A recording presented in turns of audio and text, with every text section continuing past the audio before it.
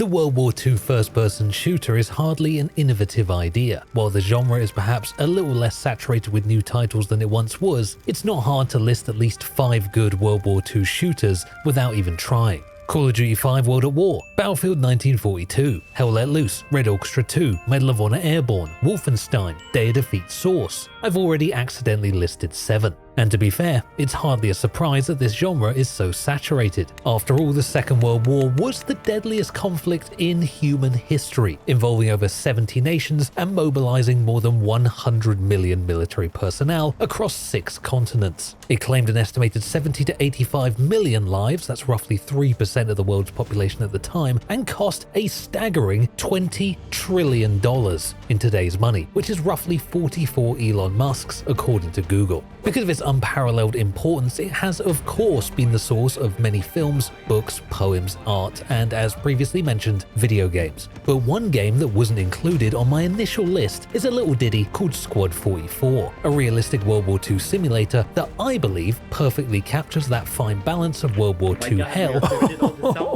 Oh my god. and Band of Brothers camaraderie. Wow, the boys. That just happens to be in the best state of its developmental life, with a year of incredible development and a whole new Pacific update that's about to drop. And yet, very few people seem to care. I'm here to explore the full breadth of the Squad 44 experience and find out why it remains such an underrated title, despite back-to-back killer updates. Why Hell Let Loose continues to take the crown in the realistic World War II space, and whether Squad 44's Iwo Jima future can bring it steaming into the mainstream. Ultimately, to answer the most important question of whether you should be playing this game right now. Squad 44 currently exists as an exhilarating, pretty well polished World War II FPS experience that you can buy on Steam for PC as a standalone game. But it wasn't always like that. The game began life as a mod for the godfather of games that turn mods into standalone titles, Squad. They called this mod Post-Scriptum. Post-Scriptum translates from Latin to after the writing, whatever that means. Post-Scriptum was developed by some avid modders who later formed Periscope Games, and with some help from Squad developer WWII, published the game as a standalone product in 2018. It remained as a fairly niche, not particularly well-known project throughout its Post-Scriptum life, until one fateful day where literally all the devs quit. Yeah, turns out the CEO was a bit of a stinker and torpedoed his own studio. And in one fell swoop, Post-Scriptum went from the world's least popular World War II realistic shooter to the world's most popular dead game. And for many games, the story would end there. But Squad developer Off-World is now under the ever-expanding umbrella of the mighty Tencent. And if you think Tencent are going to let a beloved by some dead game pass into the annals of history without even an attempt at a shameless reboot, rebrand, cash grab, you got another thing coming.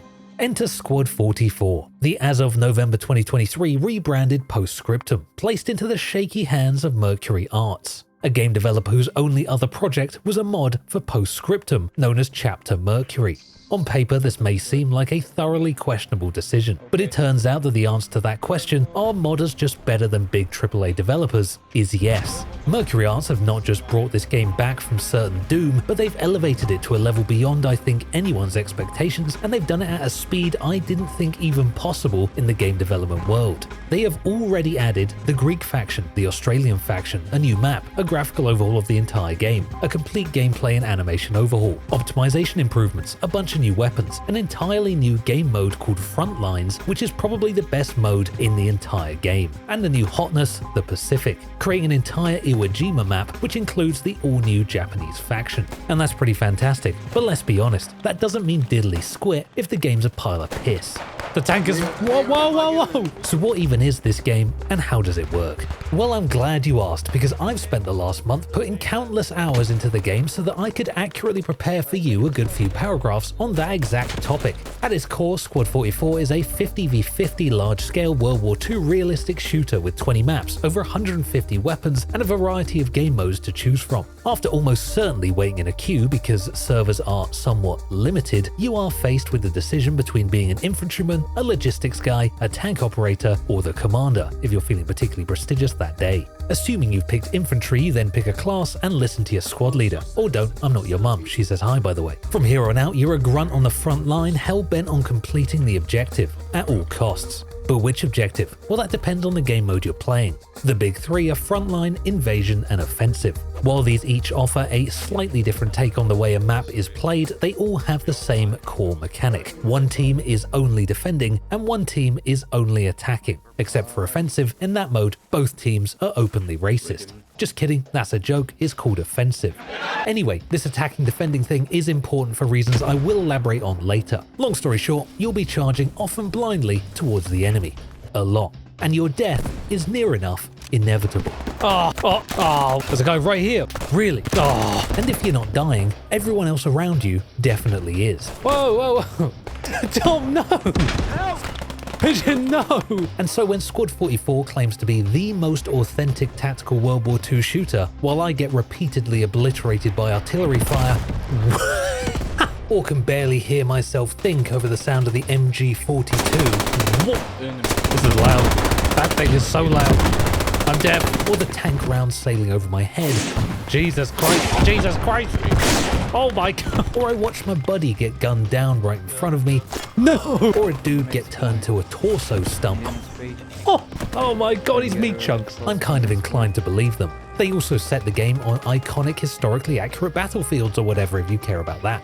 Shooting people in this game is incredibly satisfying and a lot easier than you might expect. I think I missed. I missed. Just missed 3 times. I missed. I just missed. I missed again. I just missed 3 times on the easiest kill of my life. I missed again. How did I miss that? Oh! Considering this game has squad in the title, you might think it ascribes to the same noodle arm philosophies as the modern day combat simulator. But really, they couldn't be more different. Squad 44 does have some punishing suppression effects and the game is far from easy, but the weapons and stamina system are surprisingly manageable, and straight up running and gunning is absolutely a viable strategy. It's not rocket science. You have a stamina bar that can be replenished with a swig of your finest ale. You get shot, there's a patch for that. You die, there's a syringe for that, unless you mega die. You've seen an enemy, there's a well-placed and easy to aim bullet for that, which also includes the much sought after zoom eye technology, which even has a handy bar at the bottom to tell you how much zoom eye you have left, presumably because of eye strain or something. Additionally, Squad 44, much like other World War II shooters, ascribes to the haptic feedback approach to battle of making a noise when you hit a guy. It's your classic hit marker style thud with a body shot, Nice. or the legendary plink for a well-placed dome kill. All of these things mean that combat in general is a much more laid-back affair than some other comparable realistic shooters. Well, maybe not laid back. I mean, if you find this laid back, you might be a bit of a psychopath. Oh my God. But it's definitely a game you can just boot up and have fun in without having to think too hard if you don't want to. But what if you do want to think hard? Well, don't worry, my friend, because the game is awash with hard-to-understand markers. What does this number mean? 53. Bingo. Confusing logistics options and nuanced building mechanics reserved for those of you wanting to flex those IQ points and remind me I'm dumb. Like most games of this style, Squad 44 puts spawn points in the hands of the player, with logi trucks and whatever these numbers in rectangles mean forming the backbone of forward operation technology. This has often proven to be a pain point for similar games, Squad, I'm looking at you, as the quality of your spawn points pretty much determines how good or not so good your round is going to be. And in the case of Squad, hab building is often left begrudgingly to the infantry squad whose squad leader had the least energy to argue in the squad chat at the start of the round. The same cannot be said for Squad 44, as they employ the dark and twisted art of pre-divided squad sections. That's right, in Squad 44, logistics teams can pre-assign their role as spawn point builders without the need for bickering or the wasting of logi trucks or people's time who have no interest in building spawn points. And the outcome is that I can't think of a single time in Squad 44 where I ever found myself wanting for a spawn point. There are always options, and the options were nearly always good. And this stuff actually really matters, because while the game's best case scenario may be the greatest video game ever conceived by man, its actual day-to-day gameplay is what really matters, and Squad 44 is unbelievably accessible for a game in such an inaccessible genre. But we can't talk about accessibility without talking about the gatekeepers that man the battlements of the Squad 44's new player visa program. As we peruse the Squad 44 reviews, you might be led to believe that the Squad 44 community are a bunch of elitist new player haters who desperately want you to never play their game again. Now, a lot of these reviews were made during a free weekend, which does allow a lot of new players a chance to share their experience, and I'm not going to deny their claims, especially not this dude who had a bad community experience in 2016 and waited 8 years to tell us about it. But I can say, as someone who was once a new player and now is kind of a new player but not so much, I have never experienced any of these things, ever. To be honest, during my various recording sessions for this video, I encountered nothing but cooperation and kindness, or at worst, mic-less silence. There was one round where I was on a tank, which I'm convinced is the most complicated part of the game, and when I was thrust into the main gunner seat... He crashed. Did he? Oh, we don't have a gun, yeah. I have no idea what I'm doing. My veteran squad leader didn't even flame me when I literally couldn't hit a Logi truck sitting still at point blank range. Take out that truck. What is happening? Sure, there are some bad apples out there, but I never found them.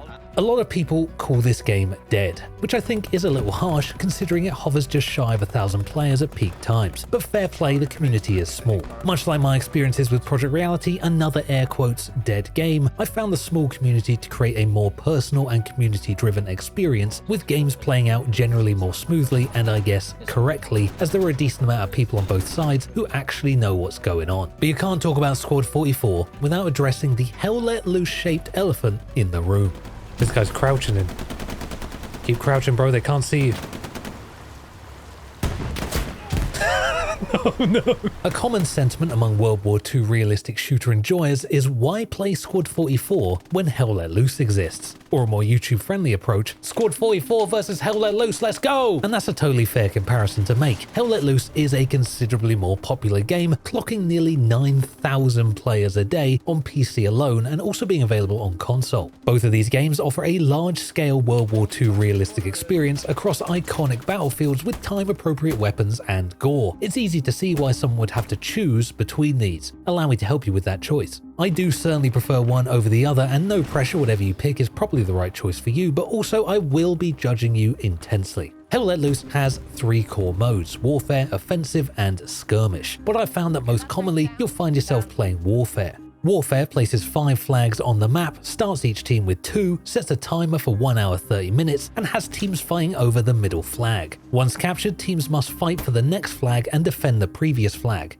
These must be captured in order.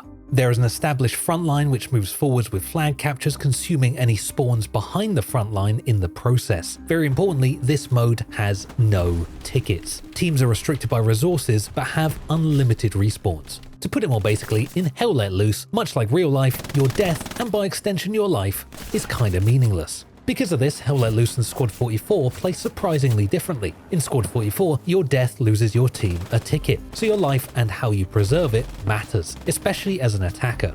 In Hell Let Loose, gameplay naturally moves towards a meat grinder grunt extravaganza, where the answer to every obstacle is send more meat towards the enemy. And okay, there are opportunities for flanking and squad play if you really want to do that, but let's be real. Most Hell Let Loose games are a mindless meat grinder. Fun, but mindless. Yeah, just keep coming around, guys.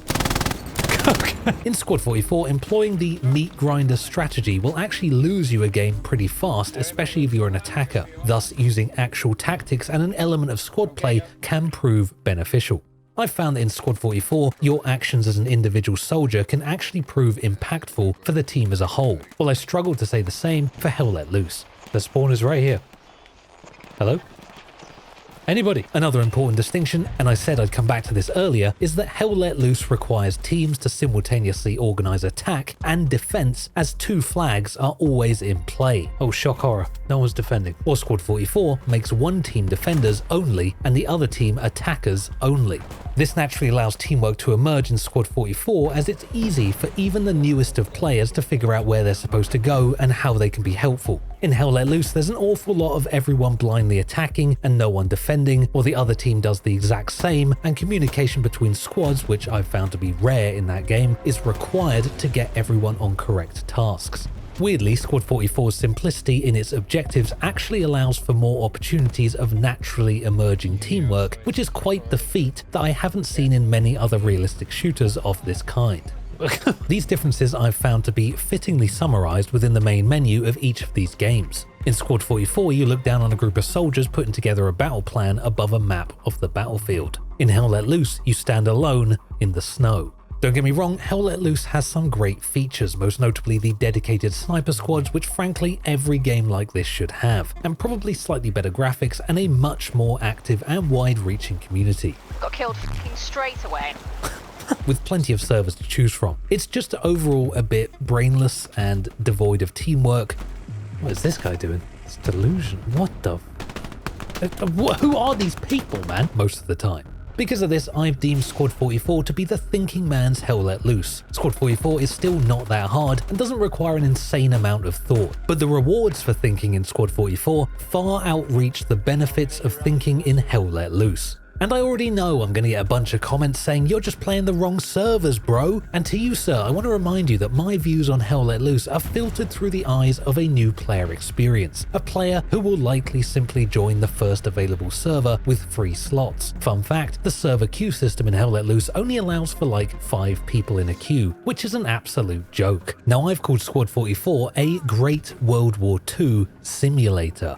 I've deliberately hesitated to call it realistic, and that wasn't an accident. I've found that Squad 44, unlike some more realistic titles in the genre, have traded in more punishing realistic features in favor of creating an immersive experience. In particular, an immersive experience that aims to recreate that feeling of the hit TV show Band of Brothers. I don't think the devs openly admit this anywhere, but I swear this game is Band of Brothers Simulator. It sounds like Band of Brothers, it looks like Band of Brothers, you can run around pretending to be a brother, and on the famous not Band of Brothers to Band of Brothers scale, this game is a shocking Band of Brothers out of 10. Something about the camaraderie, the chaos, the opportunities for epic hero moments, the tight-knit CQB squad gunplay, the fact that the guy you're talking to can suddenly be dead. No! The fact that you actually have a functioning camera in your pocket to capture the diaries of Easy Company. Doing some Band of Brothers stuff here. It all just screams Band of Brothers, and it's the biggest compliment I could give this game. It's not the most realistic experience ever. There are very clear gamified elements specifically designed to make the game play like an actual video game. The straight up on-screen stamina bars and drink replenishing system is an obviously unrealistic element. But damn if clearing World War II hedges with your bros isn't the top line Band of Brothers good shit, then I don't know what is. Also, this game actually makes you move slower when moving through bushes, which is an incredible mechanic that every other realistic shooter desperately needs. And somehow we've made it this far and I've barely even mentioned the mighty Pacific update. Potentially the most exciting thing to happen to Squad 44 ever, and ultimately the source of the new Squad 44 hotness. In this update they introduced the new map, Iwo Jima, but there are planned further maps to explore more of the Pacific in the future. In February 1945, the American 3rd, 4th and 5th Marine Divisions assaulted the Japanese island of Iwo Jima. This was part of a wider Pacific campaign which involved, among other things, the brutal island hopping of Allied forces throughout the Pacific on an ever-expanding march to Japan itself. Iwo Jima involved 70,000 US Marines versus roughly 21,000 entrenched Japanese soldiers. It was a truly crushing conflict and lasted over a month, but did lead to the eventual capture of the island. And that picture you've definitely seen of the American flag being put up by a bunch of PTSD-riddled Americans. And let me tell you, Squad 44 absolutely does this battle justice. You'll be mainly fighting over some airfields, the infamous Mount Suribachi, and the intricate, some would say incredibly unbalanced, tunnel systems of the Japanese forces. Whichever side you're on, it's a positively grueling battle that I'd say very accurately depicts the grim endeavors of the real-life Marines facing the same obstacle. The map itself is stunningly beautiful at times and offers up a huge and varied play area to explore. Depending on what game mode you play, you do as an American get the opportunity to land on the Iwo Jima beaches as your forefathers did before you and reenact that Saving Private Ryan sniper scene. Oh, nice shot! Oh, another one for me. I'm role-playing as that guy from... What's the name of that movie? Saving Private Ryan. What's the name of that movie? Yeah, really narrowing it down there. Sort of. I know, it's the wrong beach, I know. The newly introduced US Marines have some interesting faction additions, such as this cool-ass sniper rifle and a flamethrower. The flamethrower has a really nice detail to it that reminds you why no one in real life wanted to be the flamethrower guy. They're on me. He shot the gas tank on my flamethrower and I blew up. I'll be honest, I find the actual in-game value of the flamethrower to be a little questionable, but it's undeniably cool. Or hot, I guess. The Japanese are out here with banzai charge opportunities, lunge mines. I just witnessed the lunge mine, and some cool machine guns like the Type 99, and of course some professional gloves, because you've got to be at war at 10 and at the Emperor's dinner service for 12. Overall, I feel like this update takes everything that's great about Squad 44 and rams it into an incredibly impressive map. The map is of course not without its flaws, at least in the playtest version. Fighting for Mount Suribachi involves taking the flag inside the mountain, thus being required to conquer the extensive Japanese tunnel systems within this landmark. And I'm sure this was hell in real life, but I think maybe in the game we could make it just a little bit more fun. Oh my god. Oh, we're going in. What is happening on my screen? Yeah, this is horrific. Oh no! Got headshotted. There's so many people down this tunnel. Get in there, flamethrower. Get the nades in there, guys. I'm pushing in. The fact that you lose like 10 Americans for every Japanese soldier in here, but then the Japanese can just respawn, kind of defeats the whole attrition element that was so crucial to this battle in real life. But hey, if you're looking for a truly punishing, real World War II simulator, Squad 44, especially in Iwo Jima, is where you're going to find it. The footage you're seeing was captured on the latest update playtest, and honestly, I had an absolute blast, and this whole map makes me extremely excited for the future of Squad 44. Not only is this probably the greatest rendition of Iwo Jima ever committed to a video game, but it is also something that Hell Let Loose definitely doesn't have. And I don't know about you, but I find myself much more interested in the punishing conflicts of the Pacific Front than the standard depictions of war in Europe or on the front lines of Russia that you usually see in games like this. All in all, if you're a Squad 44 on the fencer, I do genuinely feel that the new Iwo Jima map and the promise of an expanding Pacific Front down the line may be the difference maker that pushes you over the edge. Squad 44 is an incredible game that left me repeatedly stunned by both its unrivaled immersion and its welcoming and friendly community. I'll admit, some of the game's more prominent bugs also left me a little stunned. What? Who's that guy? For example, that time where my legs were trying to kick me in the back of my head. What the? What is all the time I could hear an invisible pistol going off at point blank range. There's a guy firing a pistol in my head. All that time my squad mate confirmed he was a time traveler sent back to the past to win World War II. He's a super soldier. But if you can look past that stuff, and it is pretty easy to look past that stuff when you're hunting tanks on the back line with the boys or watching an enemy get turned to dust in front of your eyes, you start to feel that Squad 44 isn't just a game, but a place you could actually call home, which is a pretty soppy end to a video about war. So here's a much more fitting PTSD hell montage to take us home. Oh my god. Oh my god. What is that? Ah! Ah! Holy Christ. Wow. Oh, it's absolute hell. Oh! Oh! Oh! Oh! Nice.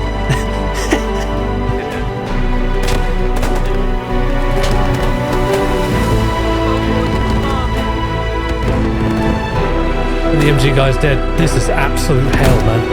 They've chopped in the Master's Chief. Holy Christ. Why am I fighting against the Empire? Jesus Christ. What an experience. Yeah, stand back, stand back. Lay down. Jesus Christ. Does that guy see me? He does. Thanks for watching. Shout out to Barticle who edited this one. Only the second time ever I've not edited the video myself. The first time ever was also Barticle. If you like this video, you'll probably like this review on the game Foxhole, another realistic World War kinda simulator. And if you don't trust my recommendation, why not let YouTube decide what it thinks is the best video for you? Other than that, all the best, and I'll see you in the next one.